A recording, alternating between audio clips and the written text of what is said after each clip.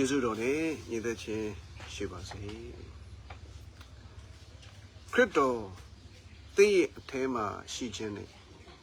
ခရစ်တော်ရဲ့အထဲမှာသင်ရှိခြင်းဒီနှစ်ခုမတူပါဘူးနှစ်ခုစလုံးဟာအလုံးကောင်းမြတ်တဲ့ကောင်းမြတ်ခြင်းတွေဖြစ်ပါတယ်ဒါပေမဲ့ကိုယ့်ရဲ့အထဲမှာနော်ခရစ်တော်ရှိခြင်းကိုခရစ်တော်ရဲ့အထဲမှာရှိနေခြင်းနော်ဒါလေးကိုအနည်းငယ်လေးဝင်ကခွန်အားပေးခြင်းပါတယ်ဆိုတော့သခင်ယေရှုကိုကယ်တင်ရှင်အဖြစ်နှလုံးသားထဲမှာလက်ခံယုံကြည်ပြီးတဲ့သူတန်ရှင်သောဝိညာဉ်တော်အပြင်ဒုတိယမွေးဖွားခြင်းခံပြီးသောသူဟာဘုရားသခင်ရဲ့သားဖြစ်ပါတယ်နော်ဒီနေရာမှာလူမျိုးမရှိပါဘူး gender မရှိပါဘူးနော်တို့သူကိုလက်ခံသမျှသောသူတည်းဟူသောခရစ်တော်ကိုယုံကြည်သောသူတို့ဟာဘုရားသခင်ရဲ့သားဖြစ်ရသောအခွင့်ကိုဘုရားသခင်ပေးပါတယ်အခုကျွန်တော်ဟာဘုရားသခင်ရဲ့ဗိမာန်ဖြစ်တယ်သင်ဟာဘုရားသခင်ရဲ့ဗိမာန်ဖြစ်တယ်ဘုရားကျောင်းဆိုတော့ရှိပါတယ်ဒါကလူဆောက်ထားတဲ့ဘုရားကျောင်းနော်ဆုလစ်မွန်းချွန်နဲ့ခြံဝိုင်းနဲ့ပဲဖြစ်ဖြစ်တိုက်ခန်းထဲမှာပဲဖြစ်ဖြစ်နော်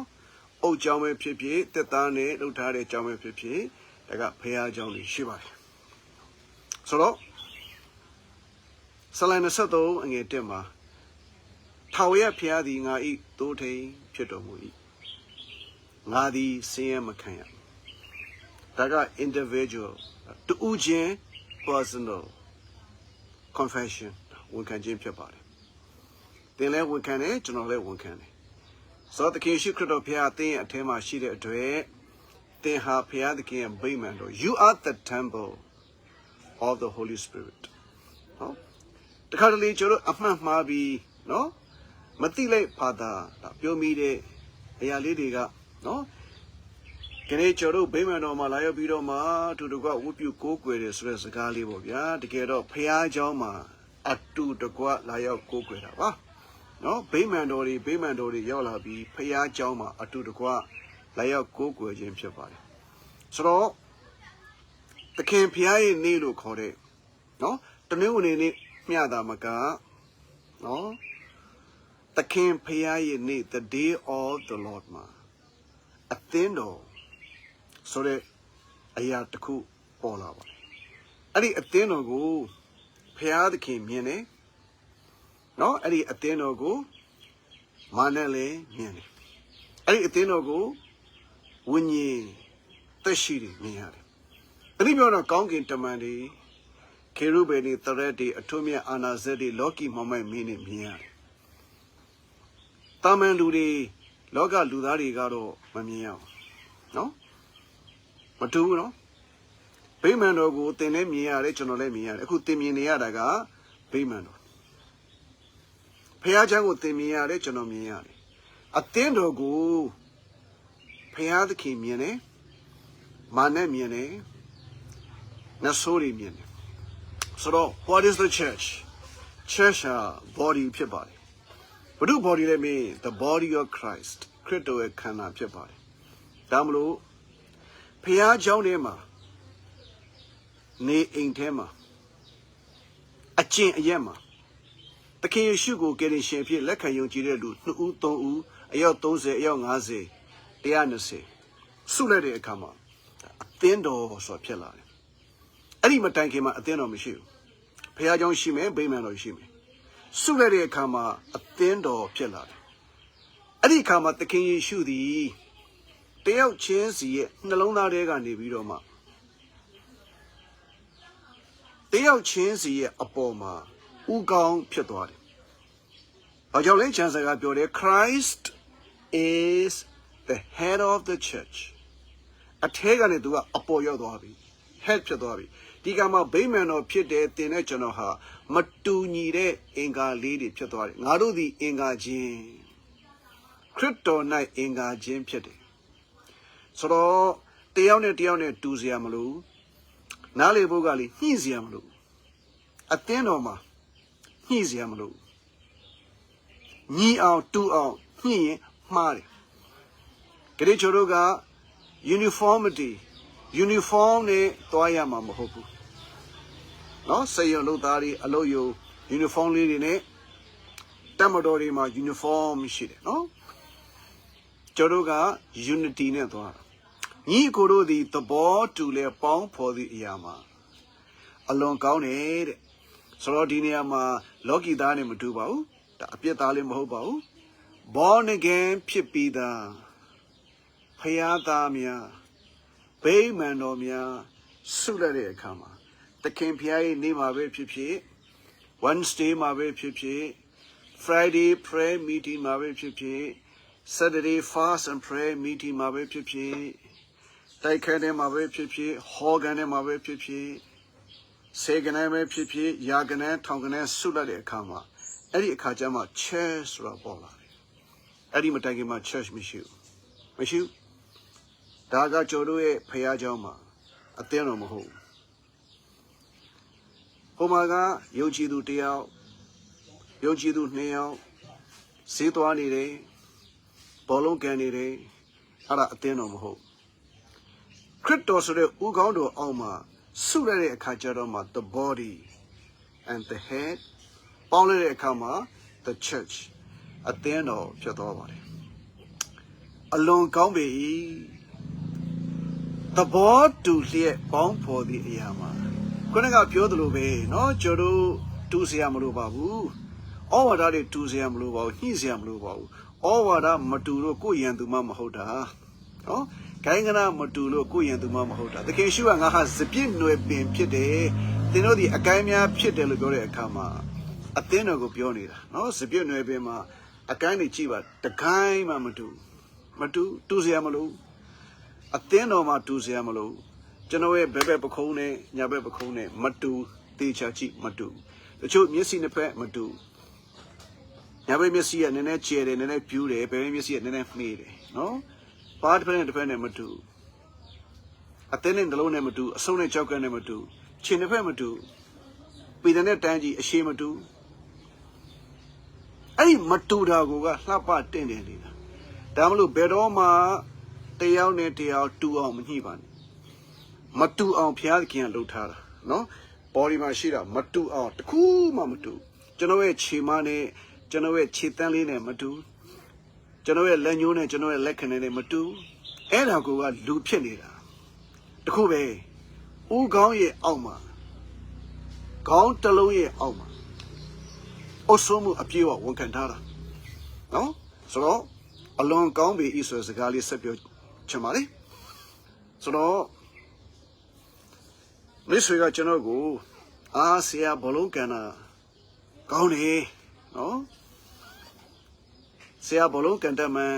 မသိဘူးဘလုံးကန်တာကောင်းတယ်ဟုတ်တယ်ကောင်းတယ်ဒါပေမဲ့လေမက်ဆီဒါမှမဟုတ်ရိုနယ်ဒိုကကျွန်တော်ကိုဘလုံးကန်တာကောင်းတယ်လို့ဒီစကားပဲပြောတယ် wait မတူတင်ပြောတဲ့ကောင်းတယ်ဆိုတဲ့စကားနဲ့မက်ဆီကကောင်းတယ်ဆိုတဲ့စကားနဲ့မတူဘာလို့လဲမက်ဆီဟာတကယ် genius တခေတ်မှာတယောက်ပဲပေါ်တဲ့ပါရမီရှင်ကမ္ဘာအထူးချွန်ဆုံးဘောလုံးသမားဖြစ်လို့ပဲသူကကောင်းတယ်ပြောတဲ့စကားဟာတင်ကကောင်းတယ်လို့ကျွန်တော်ကိုပြောတာတဲ့အစတသိန်းတောက်လို့တယ်ဆိုဒီနေရာမှာအလွန်ကောင်းပေဤဆိုတဲ့စကားကောင်းတာတော့မှရိုးရိုးမဟုတ်ဘူး share special very super hyper good ဘယ်လိုပြောတာလဲဖယားသခင်ပြောတာနော်လူပြောတာမဟုတ်ကောင်းကင်တမန်ပြောတာမဟုတ်ဖယားသခင်ကိုယ်တိုင်ကကောင်းတယ်အလွန်ကောင်းတယ်ပြောတဲ့အခါမှာသင်နားလေလို့ရပါတယ်အဲ့ဒီအခါမှာနော်နောက်ဆုံးခွန်အားပေးခြင်းတဲ့အရာလေးဘာလို့ကောင်းတာလဲတခင်ရှုဟာဖျားခင်သိချစ်တဲ့သားပါဤသူကငါနှစ်သက်မြတ်လို့ရငါရဲ့ချစ်သားပေဒီလို့ခမဲတော်ပြောပါတယ်တစဲမှအပြစ်တင်စရာမရှိဘာတစဲမှအပြစ်မရှိအမှားမရှိ no fault no flaws no mistakes no weakness no sin sinless and righteous အဖခင်မဲတို့ရဲ့စိတ်ကိုနုညွတ်စေတယ်ကျင့်နဲ့စေတယ်အလွန်ဝမ်းမြောက်စေတယ်အရန်နှစ်သက်တဲ့သားပါနော်အစေခံကျုံရဲ့တရံကိုယူပြီးတော့မှလူကဲ့သို့အဖြစ်မှာဖွားမြင်တယ်လူကဲ့သို့အဖြစ်နဲ့ဖွားမြင်ခြင်းသာမကလဝါကတဲ့မှာအသေးခံတော်မူသည့်တောင်ကိုနေချတယ်ဒီခါမှာသခင်ရှိရကတိရှင်မှာဆွတ်တော်မှာတယ်ကျွန်ုပ်ဖေဟာအလိုတော်ရှိရင်ဤခွက်ကိုကျွန်ုပ်ကလွှဲပါစေတဲ့နော်ခွက်လို့သုံးတယ်နော်ဆိုဒါလေးမှတ်ထားပေးပါခွက်ဤခွက်ဘာခွက်လဲအမျက်တော်ခွက်ဖလား not the rock ဖျားသခင်ရဲ့အမျက်တော်ခွက်ဖလားကျွန်ုပ်နဲ့လွှဲတော်ပါစေတို့ရောက်ရင်ကျွန်ုပ်အလိုရှိသည့်တိုင်းမဖြစ်ပါစေနဲ့အဖကိုတော့အလိုရှိသည့်တိုင်းဖြစ်ပါစေအဖဘလောက်စိတ်ထိခံလဲအပြစ်တရားကိုအရန်ဆက်ဆုံးရွှန်ရှာမုန်းတီးတဲ့ဘုရားသခင်သူ့ရဲ့ရှိသမျှအမျက်ဒေါသအလုံးစုံသောစီရင်ခြင်းအားလုံးကိုယေရှုခရစ်တော်အပေါ်မှာတစ်စက်မချမ်းအကုန်သွန်းလောင်းခဲ့တယ် pour out အကုန်လုံးအမြင့်ဆုံးသောအမျက်တော်တရားစီရင်ခြင်းအပြစ်ပေးခြင်းမုန်းတီးခြင်းရွှန်ရှာခြင်းဆက်ဆုပ်ခြင်းဒဏ်ခတ်ခြင်းဆုံးမခြင်းအားလုံးကိုဒီအမျက်တော်ခွက်ဖလားကိုလုံးဝသားတော်အပေါ်မှာသွန်းလောင်းခဲ့တယ်သူဘလောက်နာကျင်ဝမ်းနည်းခံစားရမလဲတကယ်ရှိပါသေးခြင်းမှပြန်ရှင်းပါတယ်ဒီခါမှာကျမ်းစာပြောပါတယ်နော်ဒီခါမှာခမဲတော်ဟာတဲ့သားတော်ကိုအရှမ်းချက်သွားတယ်ငကိုကတ်တဲ့အရှမ်းကျင်နေသွားတဲ့အခါမှာသားတော်ကိုတဲ့နော်ဆာလန်ချန်အခန်းကြီး45အငယ်9မှာဘုရားသခင်သည်ကိုတော်၏အပေါင်းဖော်တို့တဲ့ကိုတော်ကိုချီးမြှောက်၍ဝမ်းမြောက်ခြင်းစီနှင့်ဘိတ်သိက်ပေးတော်မူပြီတဲ့နော်အခုခွက်ဖလားကလေအမျက်တော်ခွက်ဖလားမဟုတ်တော့တကယ်ဝမ်းမြောက်ခြင်းဘိတ်သိက်ဆိုတော့ဆာလန်23ဟာခရစ်တော်အတွက်ဆက်ဆိုထားတဲ့ဆာလန်မှာမှန်ပါတယ်ဒါဝိဒ်ဝန်ခံတယ်တင်းဝန်ခံတယ်ဒါပေမဲ့အဓိကဒီကျမ်းစာရဲ့ဝန်ခံခြင်းယဉ်ညွန်းချက်ကသခင်ရှုတယ်သခင်ရှုကပြောတယ်ထာဝရဘုရားသည်ငါ၏တိုးရင်းဖြစ်တော်မူ၏နော်အကျွန်ုပ်ခေါင်းကိုစီနေလိမ့်တော်မူ၏ဝမ်းမြောက်ခြင်းဘိတ်သိက်စီဘယ်ကိုလိမ့်လဲအကျွန်ုပ်ခေါင်းကိုစီနေလိမ့်တော်မူ၏အကျွန်ုပ်ခွက်ဖလားသည်ရှံလဲရှိပါ၏ဘုရားသခင်မြတ်တာဘုရားခင်ကျေးဇူးတော်ဒီဘိတ်သိက်တော်ခွက်ဖလားရှံလဲရှိတယ်အပေါင်းပေါ်အားလုံးတို့ထက်ဒါမလို့ the name above every name နာမတကာတို့ထက်သာလွန်တဲ့ကြီးမြတ်တဲ့နာမဒါဖိလိပ္ပိ2မှာပါတယ်နော်ဘုရားသခင်ဟာခရစ်တော်ကိုအလွန်ချီးမြှောက်ပြီးတော့မှနာမတကာတို့တဲ့ကြီးမြတ်သောနာမကိုပေးတယ်ဆိုတော့တေချာလေးနားထောင်စေချင်ပါတယ်နော်တင်တဲ့ကျွန်တော်ဟာအင်္ဂါများအဖြစ်ဗိမာန်တော်များဟာခန္ဓာတော်အဖြစ်ခရစ်တော်ဘုရားနဲ့တည်သွားတဲ့အခါမှာတင်တဲ့ကျွန်တော်ဟာခရစ်တော်နဲ့ရှိသွားပြီ You are in Christ we are in Christ Christ in me မဟုတ်တော့ I in Christ ဘယ်အခါမှာလဲ church ဖြစ်တဲ့အခါပေါ်လာတဲ့အခါကျမှတင်တဲ့ကျွန်တော်ကခရစ်တော်အထက်ရောက်သွားတာအဲ့ဒီမတိုင်ခင်ခရစ်တော်ကျွန်တော်အထက်မှာပဲရှိခရစ်တော်အထက်ရောက်သွားတဲ့အခါကျမှနှစ်ကော50က fulfill ဖြစ်သွားတယ်လူမိဒီကခရစ်တော်နဲ့ရှိရင်အသေးပြုတ်ပြင်သောတော်ဝါဖြစ်တယ်တဲ့ If any man be in Christ တချို့ကအသေးမဖြစ်ဘူးကြောက်ကတ်တွေအသေးမဖြစ်ဘူးအသေးတွေအသေးမဖြစ်ဘူးသွေးတွေအသေးမဖြစ်ဘူးနော်အသေးယောဂနှလုံးယောဂဆီးချိုယောဂသွေးချိုယောဂခံစားနေရတုံးမယ်အသေးမဖြစ်သေးဘူး cell တွေအသေးမဖြစ်ဘူးအတွေးတွေအသေးမဖြစ်ဘူးအသက်တာအသေးမဖြစ်ဘူးအကျင့်အကြံဇာရိတကရိတာအသေးမဖြစ်ဘူးဘာလဲဆိုတော့သူ့ထဲမှာခရစ်တော်ရှိပေမဲ့ခရစ်တော်အထဲမှာရှိတဲ့အခါကျမှအသေးဖြစ်သွားတာဟောင်းသောအရာတို့သည်ပြောင်းလဲပြီးခတ်သိမ်းသောအရာတို့သည်အသေးဖြစ်ကြပြီတဲ့အလွန်ကောင်းတယ်ဆိုအဲ့ဒါကိုပြောတာဘလို့ကောင်းလေတဲ့အာယုရဲ့ကောင်းမှာလောင်းနေဘိသိက်စီတဲ့အဲ့ဒီစီကလေတာမန်လူတွေသုံးလို့မရဘူးဖော်တဲ့သူဟာအသေးသက်ခြင်းခံရတယ်တကယ်လောဘန်စီမွေဖယားအတွက်တည်တံ့ very secret very special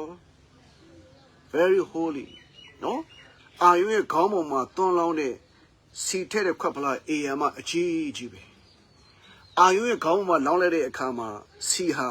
တကိုယ်လုံးကိုဆက်ပြီးတော့မှစီးပြီးတော့ဆင်းသွားတယ်စီးဆင်းသွားတယ်နော်ကျွန်တော်ခေါင်းကိုစီနဲ့လိမ့်နေကျွန်တော်ခွက်ဖလားရှင်နေရှိတယ်ပြောချင်တာကအာယုခေါင်းထဲသာလွန်ပြီးကြီးမြတ်တဲ့ခေါင်းကတော့ခရစ်တော်ရဲ့ခေါင်း Christ is the head အာယုထက်သာလွန်တဲ့ခရစ်တော်ရဲ့ခေါင်းပေါ်မှာအဖခင်မြတ်တော်ဘုရားသွန်လောင်းတဲ့ခွက်ဖလားဒါလို့ခရစ်တော်ကပြောတယ်ကျွန်တော်ခေါင်းကိုစီနဲ့လိမ့်နေလှုပ်ဝက်ချက်ကအဲ့ဒီခေါင်းကိုစီနဲ့လိမ့်တဲ့အခါမှာခေါင်းတစ်ခုတည်းခံရတာမဟုတ်ပဲခန္ဓာကိုယ်ပါခံရ The church အသင်းတော်မှာခံရဆိုတော့အသင်းတော်ယုံကြည်သူအစုအဝေး Ecclesia the gathering of the believers ခရစ်တော်ရဲ့သူတို့သမီးတနေ့ကျရင်ခရစ်တော်ရဲ့ဇနီးတွေဖြစ်မဲ့ဇနီးလောင်းဒီဘိသိက်ခံရဒီ anointing ကိုခံရဘယ်အခါမှလဲ church မှာပါဝင်တဲ့အခါမှာတခုတော့ရှိတယ်နော်ဖျားရုံးထဲမှာလူ90ရှိပေမဲ့အသင်းတော်မှာပါဝင်တဲ့က30ပဲဖြစ်ကောင်းဖြစ်နေတယ်ဘာလို့လဲ20ဟာ10ယောက်ဟာ nominal တာမန်မျိုးဖလားခရစ်ဖြစ်မယ်10ယောက်ကတော့ God seekers နော်ဖျားခင်ကိုလာရှာတဲ့ဓမ္မမိတ်ဆွေဖြစ်ရင်ဖြစ်မယ်ဖျားကျောင်းထဲမှာလူ100ရှိပေမဲ့လူ100လုံးကအသင်းတော်မှာပါတာမဟုတ်ဒါလေးကိုသင်နားလေရဒီနေ့သင်ပါဝင်နေတဲ့ဖျားကျောင်းဝတ်ပြုကိုးကွယ်ခြင်းနော် the city ပဲဖြစ်ဖြစ် the church ပဲဖြစ်ဖြစ် the village ပဲဖြစ်ဖြစ်ရွာအသင်းတော်ပဲဖြစ်ဖြစ်မြို့အသင်းတော်ပဲဖြစ်ဖြစ်လူ1000ပဲရှိရှိ900ပဲရှိရှိအားလုံးဟာအသင်းတော်ထဲမှာမပါဘူးတတိပြောရရင်ခရစ်တော်ရဲ့ခန္ဓာကိုယ်ထဲမှာပါတဲ့သူတွေကိုပဲဆိုလိုတာဒါမလို့ဖျားကျောင်းမှာလာရောက်ကိုးကွယ်တဲ့လူတွေအဲ့ဒီဘိသိက်မရောက်ဒါလို့တချို့ကပြင်းတယ်တချို့ကမပြောဘူးတချို့ကခွန်အားမရအောင်နော်အချင်းတွေပေါ်မူတည်ပြီးတော့မှခွန်အားယူတယ်ဟောတဲ့ဆရာပေါ်မှာမူတည်ပြီးတော့မှနော်တချင်းတွေအပေါ်မှာဒါမလို့ကျတို့ entertainment နဲ့ရိုးပေးရတယ်နော်နာမည်ကြီးအဆိုတော်တွေအတန်ကောင်းတဲ့အဆိုတော်တွေကိုခေါ်ဖိတ်ပြီးတော့မှနော်ဘင်ခေကောင်းကောင်းနဲ့တီဝမ်လေးနဲ့ဆိုပြီးတော့မှရီစရာမောစရာလေးနဲ့နော်ဖြေပြမှုအတင်နဲ့သွားရတယ်စိတ်ခွန်အားတော့ရသွားတယ်ဒါပေမဲ့အသင်းတော်မှာပါဝင်တဲ့တင်တဲ့ကျွန်တော်ကတော့လေတောင်းစရာမလို့ပူကောင်းတဲ့ဘိသိက်ဟာအလိုလို